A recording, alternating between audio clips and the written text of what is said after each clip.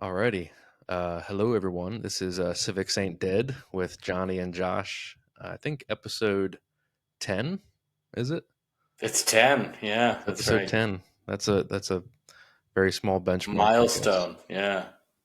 Double digits. We've made it into the double digits. Yeah, yeah. So tonight, and it is tonight. It's about 9:30 Pacific Coast time, and I think a bit later in Texas. So That's right. we're gonna try to stay awake and keep the crying babies silent. Hopefully.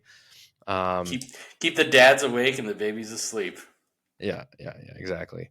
So tonight we wanted to talk about Christian nationalism, which is a big topic.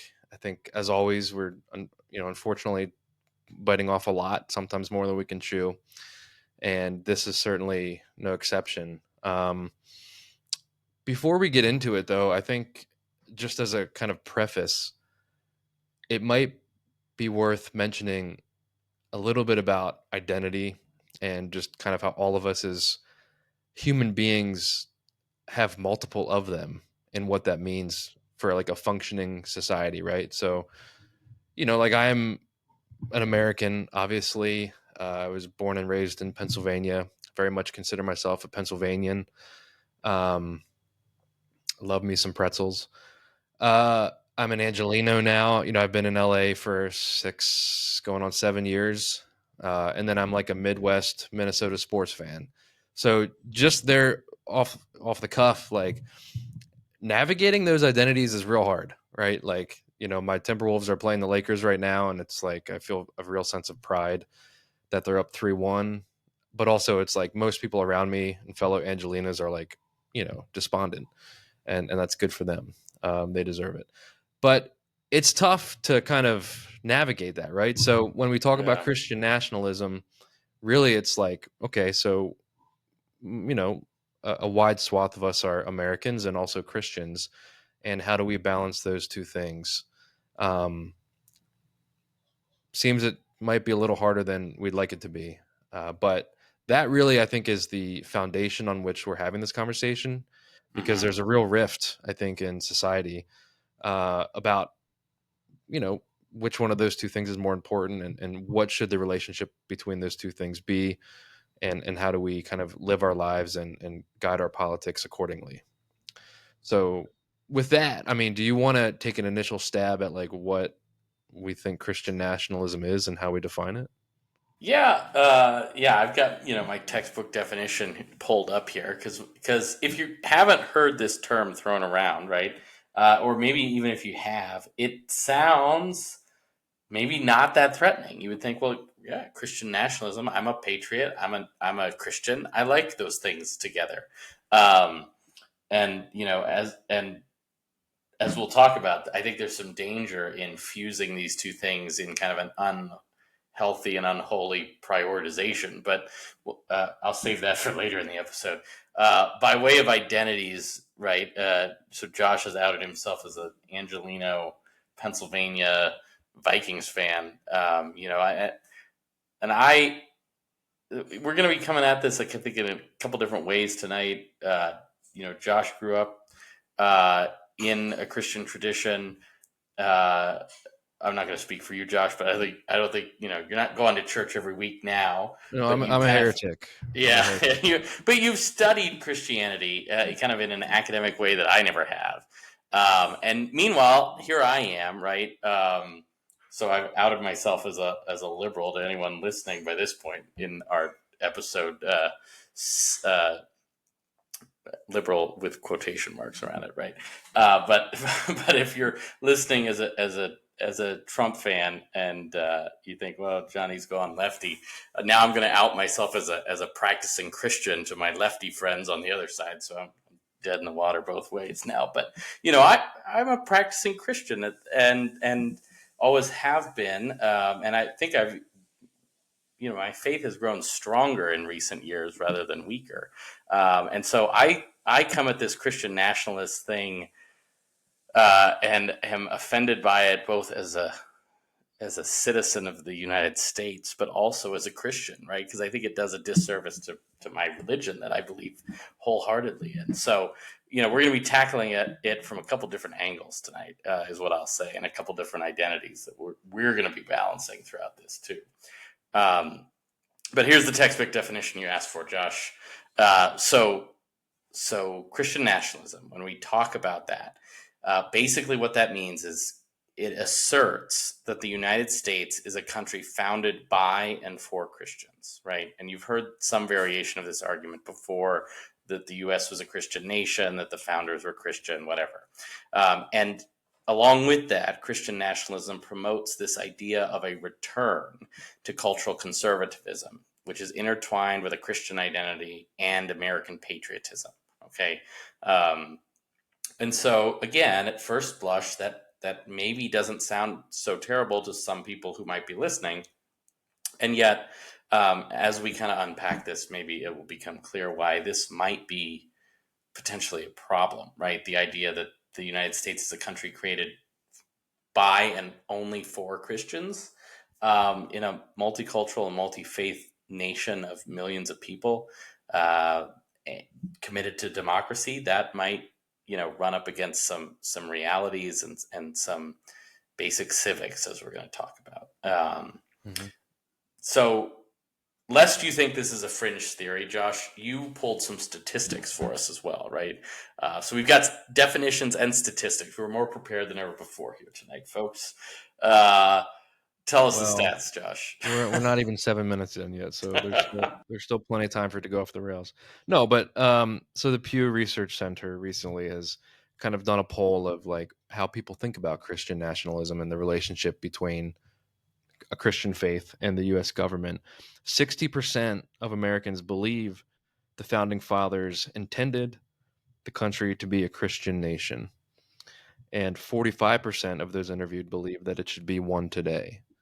And of that 45%, a little over half believe that the Bible should somehow be used in our legislation and in the functioning of our government, and that the Bible should take precedent over the will of the people. So, yeah, it's really not this fringe thing that some far right people espouse, but it's made into this bigger thing. It's a significant chunk of people, and it has been for some time. I mean, it's a significant voting bloc. I think you could say with a lot of confidence it's one of the main voting blocs that got Trump elected in both 2016 and 2024. It's certainly the voting bloc that got Reagan elected back in 80. Um, and there's a lot to say there. But it is this very significant presence, I'd say. And again, like just to kind of reiterate this point, when we talk about Christian nationalism, it's something very distinct from Christianity. Like I think we've already kind of said like we're not fans of Christian nationalists, um, but we're not saying anything bad about the faith and the religion of Christianity. Quite the contrary.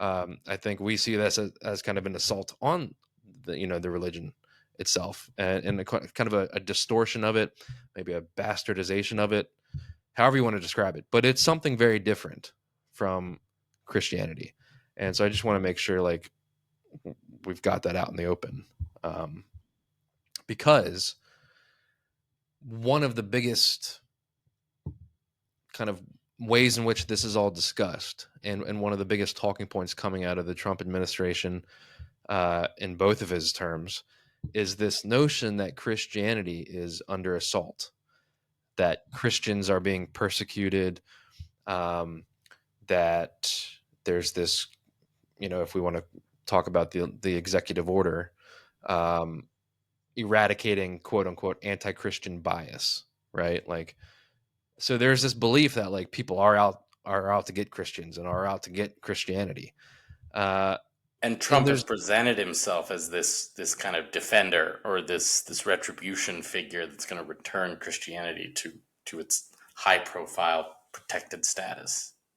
Yeah, yeah. And so like I mean, I just like just to lay it out there, like what do you think, Johnny? Like is Christianity under assault in 2025? I mean, No more so than it has been under assault since, let's say at least the medieval period, right? Like, that's a big bold statement that I probably will regret. But maybe okay, this is what I'll say.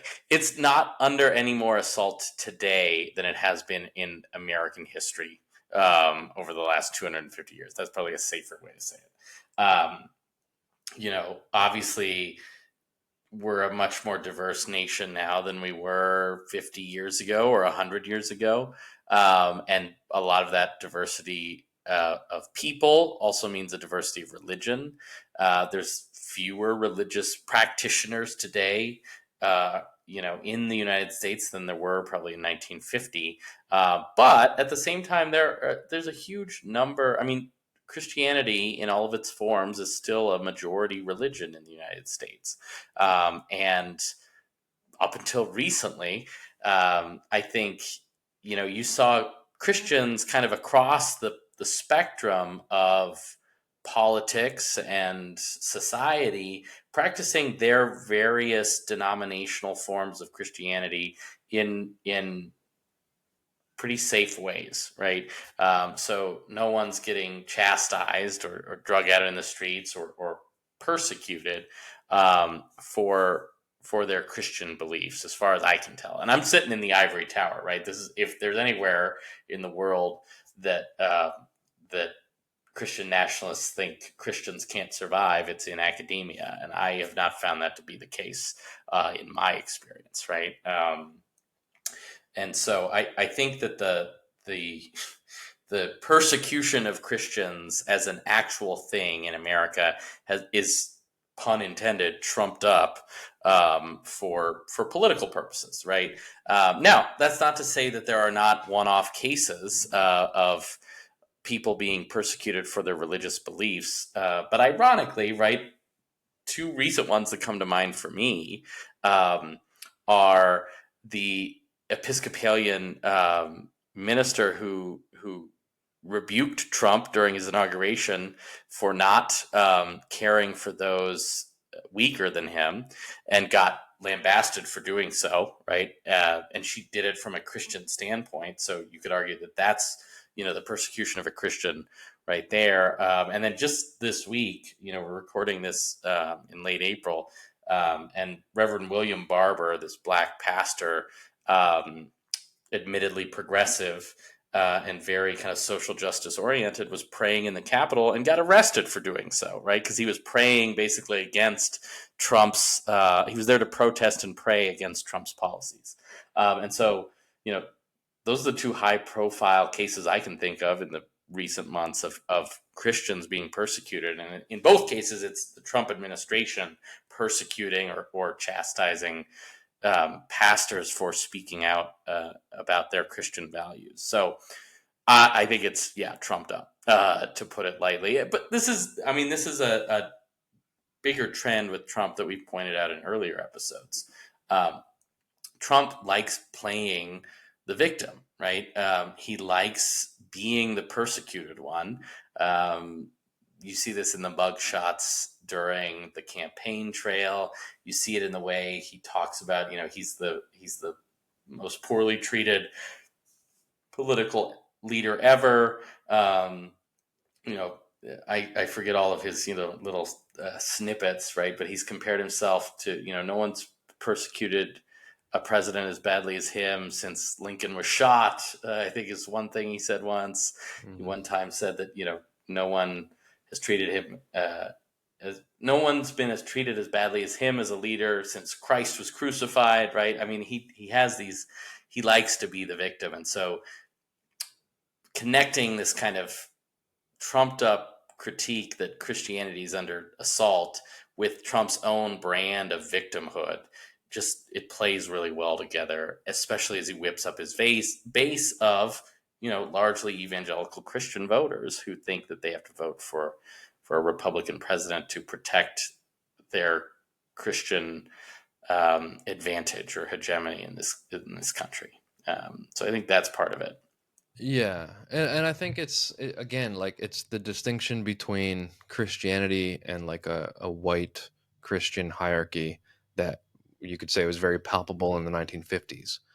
And Yeah. when we're talking Okay. about MAGA, we had an episode on tariffs where we posited the idea that making America great again is really going back to the Gilded Age of the 1890s, from an economic standpoint.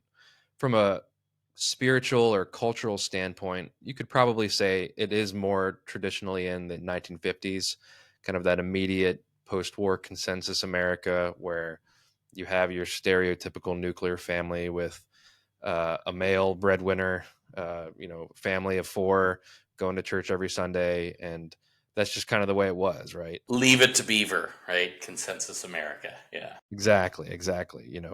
Saying the Pledge of Allegiance in school with under God added there in the 1950s. Right. Um, so, yeah, I think it's safe to say that that way of life is not really quite the same anymore. We're living in a more diverse and a more tolerant uh, world in the 21st century than the 1950s were, and certainly life was great if you were one of those white families, but there was other people too.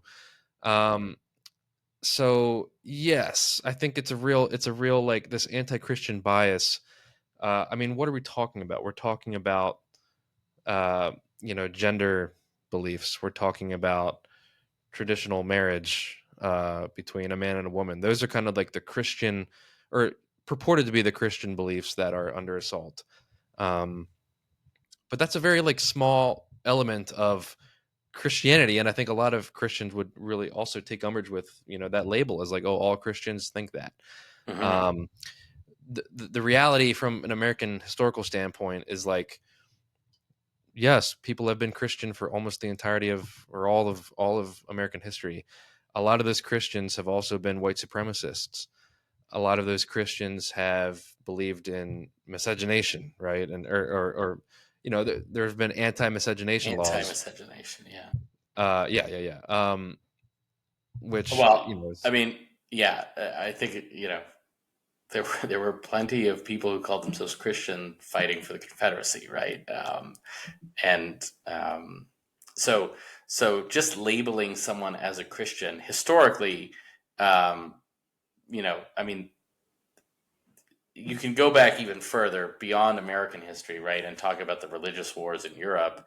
Um, During the Reformation and its aftermath. And like everyone called themselves a Christian doesn't mean they were, treating each other with brotherly love. They were chopping each other's heads off and throwing each other in lakes and burning each other at the stake, right? So Christianity is not this like carte blanche um, identity that covers all sins, historically speaking, right? And so a lot of people hide behind a Christian label to do some atrocious things. And I think any Christian who pays attention to any history knows that, right?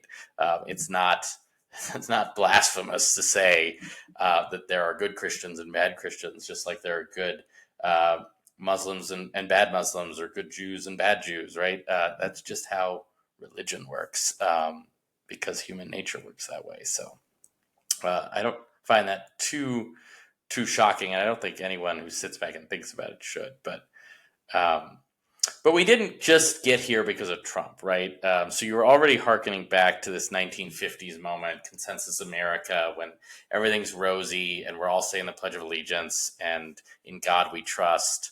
And there's kind of this moment of, you know, religious solidarity, patriotic solidarity, um, racial blinders, right? This is pre-civil rights, so there's a lot of bad parts to America that get kind of whitewashed at this time. But how do we get from 1950s consensus America Christianity to the church is under assault and Donald Trump's your savior 2025, right? What gets us yeah. there, Josh? Yeah, I mean, that's it's a very complicated question, and I wouldn't be able to answer it comprehensively. I mean, I'd say one thing that changes around the middle of the 20th century is that like the prevailing tension or conflict that when it comes to religion shifts from being that of Protestants versus Catholics to religious people versus non-religious people. The world does begin to secularize for a lot of different reasons. You have the civil rights movement, you have the social movements of the 60s and 70s, which begin to erode the hierarchy of like the traditional male breadwinner nuclear family. You have the counterculture, you have the Vietnam War, uh, and we begin to have court rulings to support a lot of those social and civil movements in the 60s and 70s, which do things like say actually it's an infringement on the First Amendment right of freedom of religion to force people to say a school prayer, for example. Mandatory Bible readings in schools are deemed unconstitutional. A lot of this has to do with funding of religious schools and the threatening of their tax exempt status. Uh, we have Roe v. Wade in 1973, which is certainly a hot button issue then and has continued to be today. Um, but ultimately, a lot of these pushes for like racial and gender equality really come up against like this kind of traditional religious viewpoint of how society should function from a 1950s consensus framework. Um, and so you get a kind of a grassroots movement coming predominantly from like evangelical women, who are stay-at-home moms and who are really pushing to kind of maintain and solidify this way of living. And there's also kind of some, behind the scenes political, you know, big donor money that begins to trickle into and influence a lot of this, particularly when we get to Reagan. Um, Another element is televangelism. We have the rise of the Jerry Falwells of the world, the moral majority, and again, just to belabor this point, Brown v. Board, 1954. We think of it as this great landmark decision, um, which leads to integrated schools. That actually doesn't apply to private um, religious schools, Yeah. and you see a real uptick after Brown v. Board in um, enrollment in Protestant religious schools. Um, the stat I've got is between 1970 and 1980, enrollment in non-Catholic private schools increased from 563,000 to 1.3 million students. And so, the frank reality is that a lot of people who considered themselves to be Christians in the 50s and 60s and 70s wanted their kids in segregated white schools, and religious schools were the place to do that. And when the government begins saying, no, actually, you're going to lose your tax exempt status if you keep segregating your schools, uh, that's going to be a problem. You're going to lose your funding. So a lot of the involvement politically by the religious right comes from really these questions of race and also Mm-hmm. anti-miscegenation laws, right? The ability Uh-huh. to marry across races, right? Like, and it's not even that. Like, I think Alabama finally got its last, laws on interracial marriage off the books in the year 2000. Yeah. So we're not talking about ancient history here. Um, and Mm-hmm. and there's a whole host of uh, again grassroots efforts, kind of nonprofit efforts. I mean, it's too expansive to even get into. Um, a lot of it has to do with homeschooling. Uh, there's the Quiverful movement. This is the idea that we need to populate the world with good young Christians by having as many kids as humanly possible. Um, which again, we're seeing reiterations of with this idea of the white replacement theory or the great replacement theory. Right. Well, Um, just last week, right, the White House was contemplating ways it can encourage women to have more children, right? Which fits into the same thing, right? Because they want to specifically encourage, good red-blooded American women to have good red-blooded American children.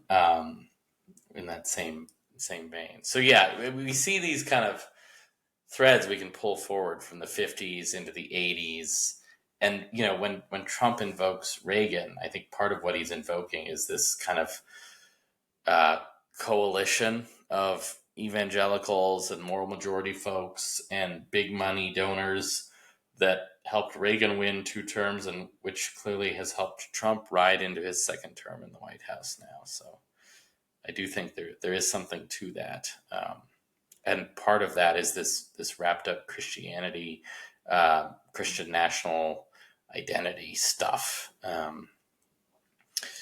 Yeah, which I, hopefully I didn't cut you off on your background story there, but I take issue, as Josh has heard me rant to him before. I take issue with this whole Christian nationalism thing under Trump specifically for two big reasons, right? Um, a, I'm a patriotic American citizen, and I've learned enough civics to know that separation of church and state is a good thing. Um, but I also take issue with it as a Christian, right? And really, what I see as the Trump movement's harnessing of Christianity is nothing more than just kind of a shift in idolatry towards Trump, right? And I don't know. You just want to riff on a few examples of this, Josh, because I can think of a few, right? Of the way that Trump has kind of usurped the Christian identity with his own identity in a way, and like it gets really sketchy really quick whether these people are worshiping Trump or worshiping some kind of god, right? Um, I mean, I'm thinking of how Trump sold those gold plated Bibles not too long ago in his campaign shops, right? And that, like, in a way, it's laughable, but in another way, like, if you're a deadly serious Christian, that's deadly serious idolatry, right? Who are you worshiping here, Jesus or Trump? And I I shudder at that. There are other examples that I'm sure you could think of too. Um, Well, you were just mentioning before we started recording the latest, was it a tweet about oh the yeah, vacancy over in Vatican City? it wasn't a tweet. No, it was a Fox News soundbite. They were asking him who he wanted to be the next pope, and he said, "Well, my first choice would be me." And half of him's joking, maybe, but half of him's so full of himself that I think he's probably serious. He's not even a Catholic, right? But in his mind, he should be in charge of everything. Um, Yeah. Well, he likes power, right? And there's no denying that religion has provided that throughout human history. Um, yeah. Well, and I just think of all the like outrageous religious comments he's made. He can't name a Bible verse he likes, right? He uh, famously, they asked him, "Well, do you pray for forgiveness?" He said, "No, I never have to because I never make mistakes," right, or something along those lines. Um, and for a Christian audience to hear Trump say he doesn't need forgiveness from Jesus Christ, that should be a red flag warning, right? But it's not for people, and that to me is shocking. Um, and it's scary, right? How deeply engrossed some people have gotten with this kind of Trumpian religion. I mean, there are many people, and I think Josh, you and I both have people we're friends with on Facebook, probably, or maybe even related to, right? That would say Trump was saved by God to win this second term. Um, God spared him from the assassin's bullet because God had a plan for him as some kind of endowed leader. And I think that that's kind of dangerous talk from a religious standpoint as well as a American standpoint. Well, and it does shed light on one of kind of like the psychological or um, spiritual underpinnings of a lot of this thinking, which is this kind of Manichaean, very dualistic, Mm, good versus evil. Really, this ties into our last episode talking about heroes and villains and that paradigm of thinking. hmm There are all these QAnon conspiracies that the world is run by this cabal of Jewish devil worshipping, pedophiles, right? I mean, that's right. like a real thing people believe. And, you know, you and I have both had personal experience being told with a straight face, well, God uses imperfect people.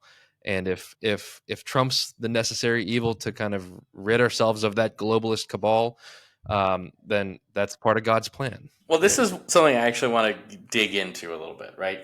Because I have heard that exact phrase, right? That God uses imperfect people, and Trump is God's imperfect chosen leader, right?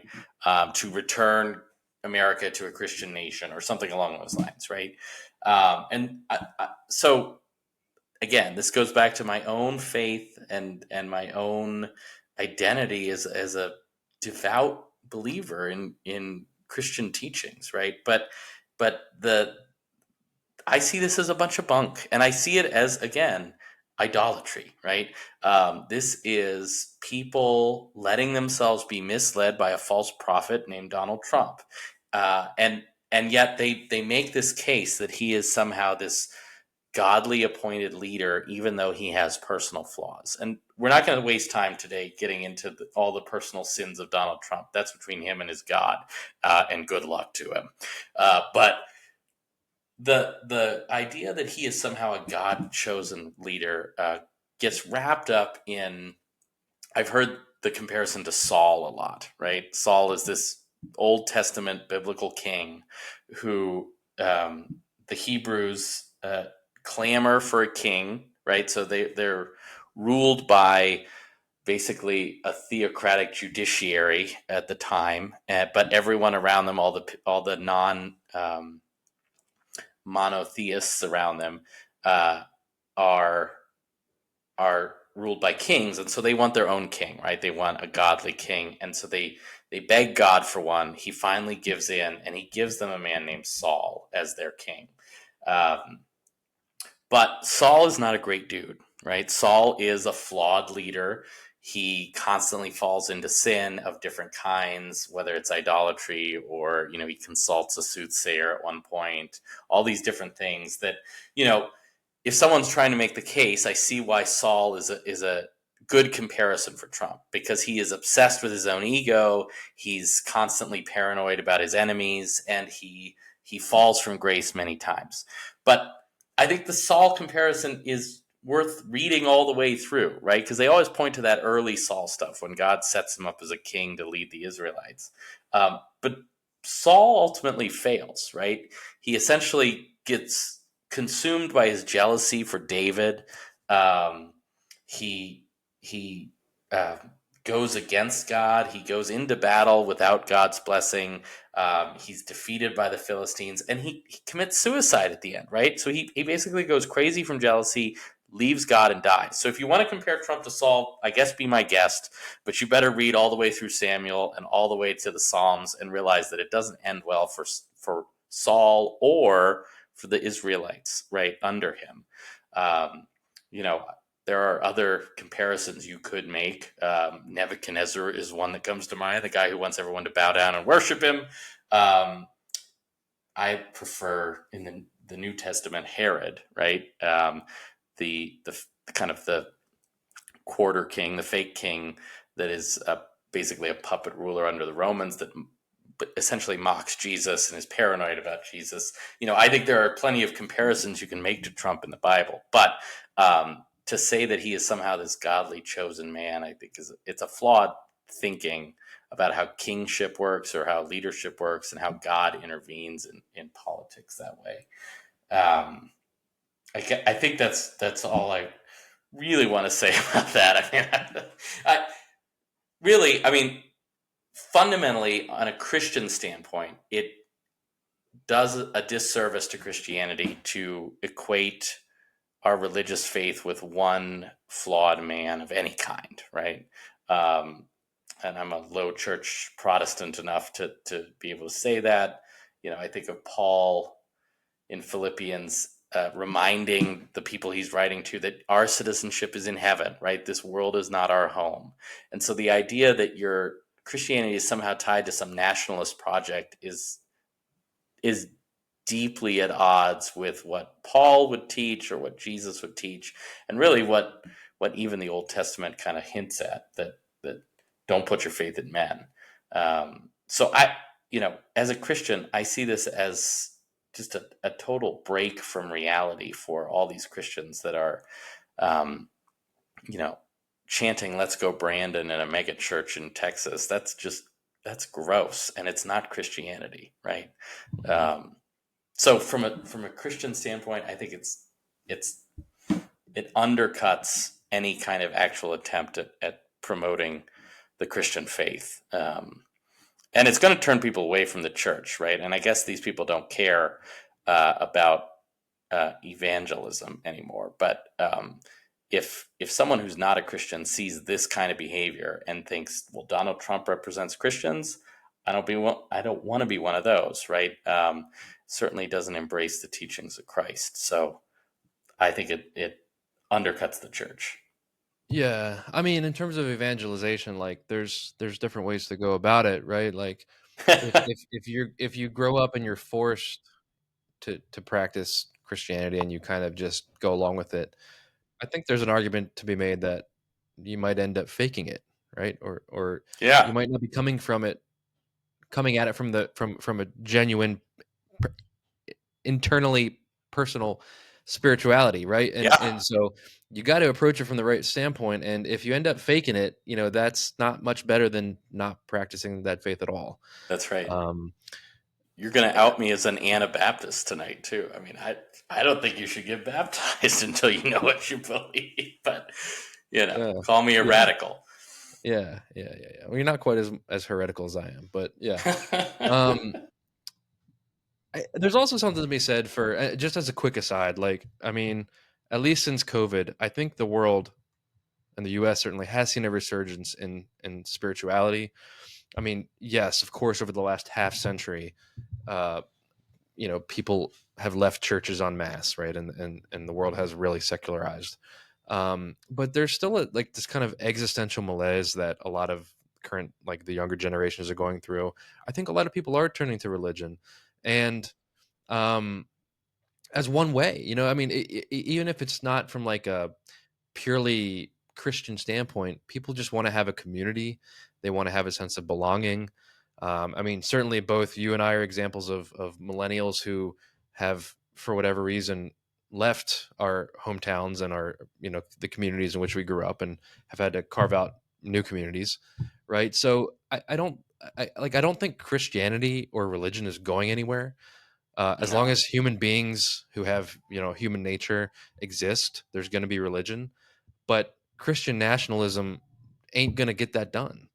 Yeah. It's going to backfire, I think. Yes. And if the ultimate goal is to like have Christians who actually practice what they preach, right? Yeah. Then it's not getting you there, right? Which ultimately then gets to this question of like, well, so politically, are we seeing like this great Christian exercise in politics right now coming out of Absolutely the not. Trump administration? It's like it in some ways it feels like it couldn't be further Yeah. from like the From teachings of Christian Jesus. ideals. I know it really, I mean, I don't see anything that Trump says other than an executive order here and there where he like pays lip service to Christianity as a goal. Nothing Trump does or says. I mean, let's think about his accomplishments, if you want to call them that, in the first 100 days, right? Um, impose rollback tariffs, right? That there's no biblical precedent for tariffs or protectionism, right? So let's move that one off to the side.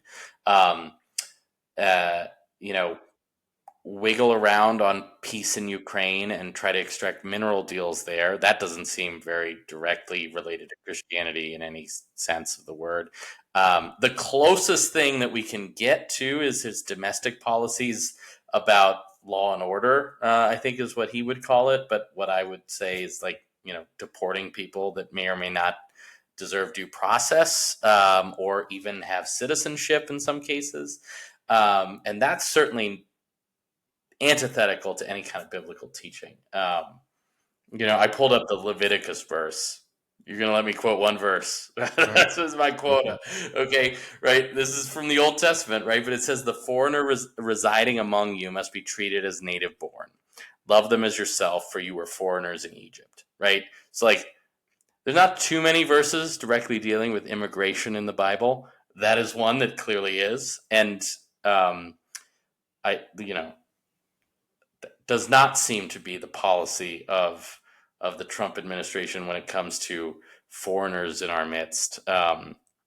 So yeah, I don't see this as a great renaissance moment of imposing Christian values, even from the top down, right? Hmm. Unless I'm not thinking of something, right? No, I mean, you have Elon Musk saying empathy is weakness. Um, I mean, isn't like empathy and care for others kind of like the bedrock of Yeah, yeah. I Jesus wonder Christ? what. Right. I wonder what Elon Musk would think of feet washing or you know sacrificing yourself for other people or I any of mean, those radical values. like they're looking to cut healthcare from the sick and elderly, 880 billion from Medicaid, 230 billion from food stamps. Yeah. Um, we've seen the tax cuts proposed, right, which overwhelmingly favor the rich. Um, Again, you know more about the Bible than I do, but doesn't Matthew have something about like a camel and an The eye eye. It's and a easier needle? for a camel to get through the eye of a needle than a rich man to get to heaven. Which I guess they're proving that um, that proverb. But yeah, it's it seems antithetical to me. I have a real hard time seeing where these Christian nationalist ministers or subscribers can look in their Bible and see something Trump is doing and match it up with their purported values in the book. You know what I mean? Um, yeah, I mean it's a hard thing for Well, me to wrap my mind around, but and yet I think we all know and love people that have kind of fallen for some of this stuff, and I challenge them to think about it and reflect on it and try to match up their politics and their emotions with what they think they believe spiritually. and also like wasn't Jesus kind of a refugee himself? Yeah, I mean, his right. We his parents and him had to flee Herod. The guy who I think Trump best resembles in the Bible. They had to flee Herod to Egypt, right? During Jesus' childhood, the early years there. So he flees as a refugee. Um, Even when he's back in you know um, even when he's back in Israel and Judea after when he starts his ministry, right? He is. I mean, he's not a refugee then, but he's certainly he represents the people, the poor people. Um, he often reaches across, ethnic and religious lines to the Samaritans, right? This other kind of ostracized group. He's a colonized person, you could say, if you want to use that terminology. It's the Roman province at that point. So he's got a lot to say about like the powers that be, and he's never on the side of the powers that be, right? Other than saying to like pay your taxes, give unto Caesar what is Caesar's. Everything else Jesus says is for the people who are oppressed, right? We love to talk about uh, different angles of the Bible that kind of promote this nationalist agenda. I would say go back and read the Beatitudes, right? That's Jesus, and that's the Sermon on the Mount, and that's all about those of you who are, poor in spirit, those of you who are in mourning, and it's not about the people in power. So I mean, I think it's an easy kind of open shut case to say the agendas of this administration don't match the biblical values. Yeah, But there's and another element, right? There's another element here that I'm opposed to Christian nationalism on, and that's me as an American, right? So shedding away just you know the Christian identity for a minute. Let's talk civics. Let's talk like American democracy and how it's supposed to work. Why else is it a problem, Josh? well, it's dangerous. I mean, literally, we see a a penchant for violence coming out of Christian nationalism in the past, right? Like America's first terrorist group, the KKK. is, I think, wholly Christian nationalist, you know? I mean, specifically Protestant, they're very anti-Jewish, they're very Anti-Catholic. Yeah. anti-Catholic, certainly anti-black more than anything. But again, from day one, the KKK is founded in 1865. Is it Christianity that's under assault in 1865, or is it maybe something else? There's this real disjunction between like thinking of Christianity as the teachings of Christ and Christian nationalism as the pursuit of power, Yeah, right? that's exactly Um, right. we've talked about like the significant voting block that this represents. There's also this real like almost violent underpinning to it in just in recent memory. I mean, a lot of the organization behind January 6th was done by like av- avowedly Christian nationalist groups. Yeah, And these are groups that the Speaker of the House, Mike Johnson, like has ties to, right? Like, what's yeah. the flag? The Oh, flag with the the tree, the appeal to heaven. appeal to Yeah, heaven flag, right? Like, and they say, oh, well, George Washington had this flag. Well, it's like, but if you look at photos of January 6th, how that many of flag's those came to spot? flying. Yeah, Um, so there's a real danger to it, and it's also just like fun. Again, like we talked about this with free speech in the context of the First Amendment, but it's just fundamentally, in my mind, un-American. yeah. Like what? I Well, mean, you want to talk about like the Puritans and yeah. and I mean, yes, right. So, yeah, I do. Right, because this is a talking point of mine when I teach this stuff too. Right, but you know, you can make a lot of arguments about whether the U.S. was founded by Christians. A lot of the founders were not necessarily denominationally easy to pin down. Some of them are clearly deists, meaning that they don't even necessarily believe in the Holy Trinity. Um, they believe in what like someone like Benjamin Franklin would call kind of the author of life or the author of the universe. So I'm not going to get into that. That's a tired old debate about whether or not the founders were Christians. Most of them had some faith, but it was a very vague.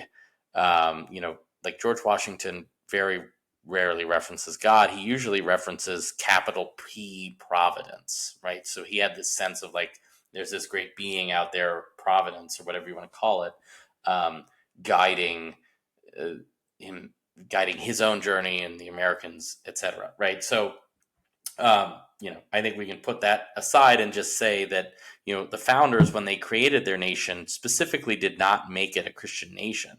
In the First Amendment of the Bill of Rights, right, they promise this commitment to a freedom of religion, right? The idea that you're going to practice religion freely in this country without fear of persecution, no matter what your denomination is, no matter what your religion is, right? So, in theory, um, you know, someone practicing any religion is protected under their First Amendment rights as citizens. Of course, right, there's that earlier tradition, the Puritan Fathers, right, um, that came and founded the colony of Plymouth and then New England in the early 1600s. And, the kind of canned story of why they came here is because they were escaping religious persecution in Europe and they were searching for freedom of religion in a new world. It's not totally true, right? I mean, the Puritans first fled England and went to the Low Countries, so what are the Netherlands today, um, because the Netherlands were famously a place of religious safe haven, religious freedom in the 1600s. Um, Turns out the Puritans didn't actually like religious freedom, right? They were worried about the influences of these different practitioners on their children. And so after a few years there, they get a ship and they head out and they go to the New World, right? And they found the Puritan colonies in New England. And it's in New England that they try to carve out, I wouldn't call it a theocracy, but basically they see New England as a chance to start over and to build a visible church on earth where they will have the freedom to impose their religion on society there, right? And so they do this violently when they have to, right? They drive out Baptists. So Baptists have to flee and found their own colony in Rhode Island. They do it. They kill a few Quakers at one point, right? execute him.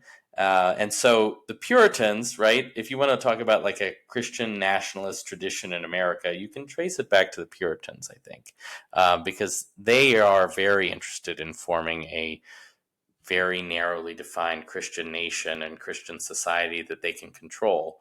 But that happens in the 1600s, and by the 1700s, long before independence, even New Englanders are tired of the Puritan um, vice grips on society, right? And so Puritanism falls away after a few generations because it doesn't work, right? You can't just forcefully impose your narrow views of religion on a society. Um, and hope that it continues to thrive. And so by the time we get to the founders, right, that old Puritan idea of a religiously imposed society is over. And I don't think anyone who's drafting the Constitution or the Bill of Rights wanted to go back to an era when Puritanism was the sole religion of the land, right? And if you study Puritanism, um, or you think about the implications of a society in which the state tells you what religion to be, very quickly, I think most Americans would want to shy away from that, right? Because, yeah, you might have the majority right now in which you can impose your religious views on society, but God forbid, what happens, right, if all of a sudden there are more Catholics in the country than Protestants and they impose that on you? Or, worse yet, right, other religions become a bigger majority and impose that on you.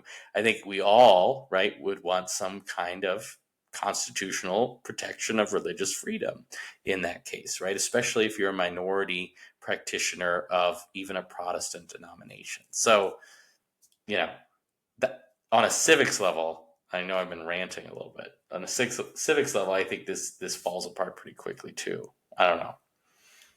I do think the idea of like a religiously imposed society, though, like that is the ultimate goal of Christian nationalism. Like when we talk about, Yeah, I mean, it's fundamentally un-American, and I would argue it's fundamentally un-Protestant at least, and maybe un-Christian. But yeah, well, I mean, there's certainly less of an authoritarian bent coming out of a lot of Protestant denominations than, say, the Catholics. well, Um, normally, although in 2025, it's goes both ways. So yeah, yeah, and again, though, it's like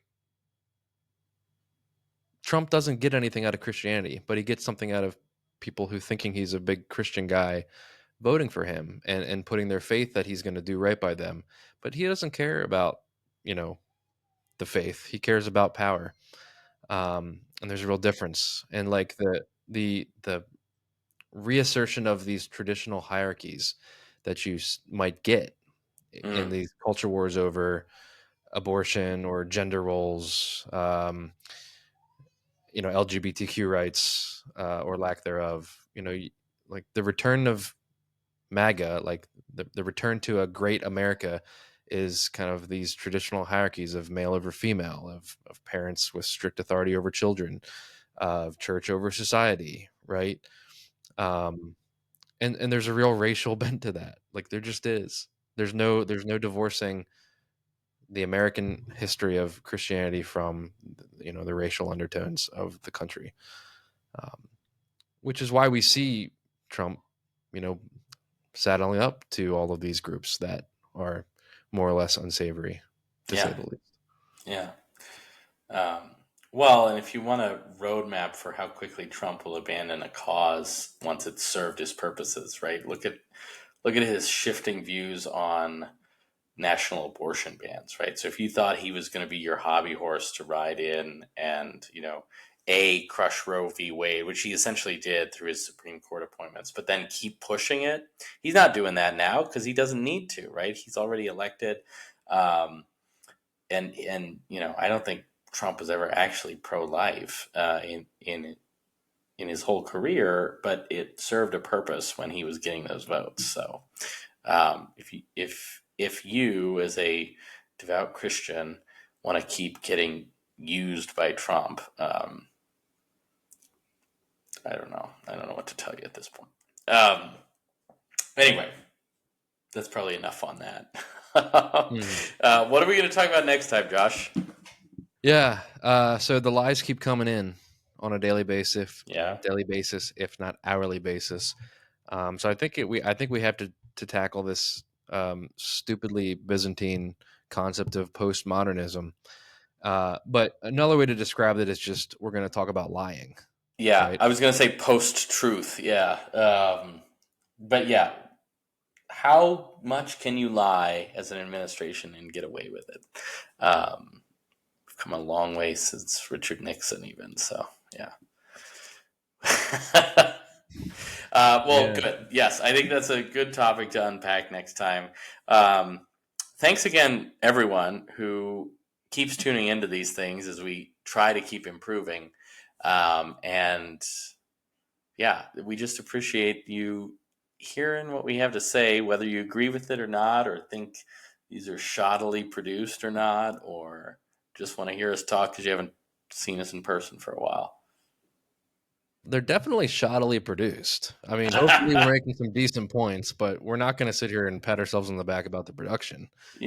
Uh, No, we're not, and that's that's not what we're advertising for, and it's not what you signed up for if you've been watching these. So you kind of knew that going in after the first episode. Now we're 10 in. So yeah. Yeah, look at us. But yes. Yes, thank you for tuning in, and until next time, take it easy and take care. yeah, well, go take care of your kid now. We'll see you later. Yeah. All right.